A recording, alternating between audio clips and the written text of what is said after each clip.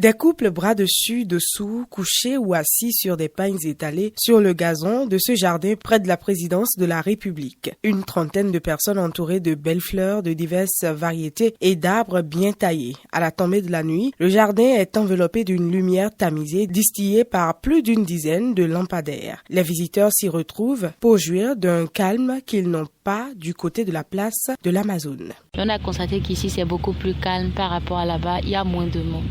Il y a de l'air frais, il y a moins de soleil. Il y a un cadre qui nous permet quand même de mettre nos draps pour pouvoir être à l'aise. Si, bon, il y a de l'air, l'air est pur, pas de bruit en tant que tel, il n'y a pas de dérangement. On se sent à l'aise ici, voilà. C'est joli. En fait, on vient ici étant donné que c'est calme, c'est joli. C'est un endroit qu'on doit fréquenter.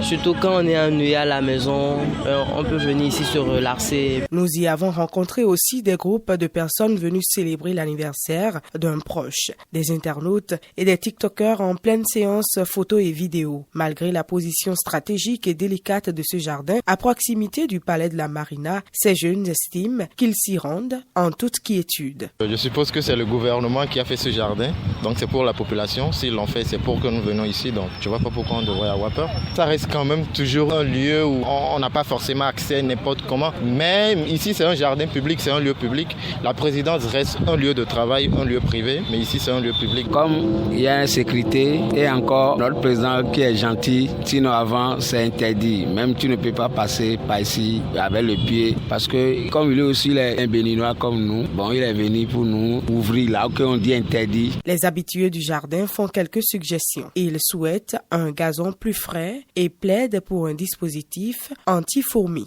Sachez que si vous venez ici, il y a beaucoup de fourmis. Et si c'est possible, ce serait bien si on pouvait mettre des produits pour pouvoir un peu éloigner les fourmis. Même si c'est bon pour l'écosystème, ce n'est pas toujours bon pour l'organisme. L'entretien du gazon, parce qu'avant c'était plus verdâtre qu'actuel.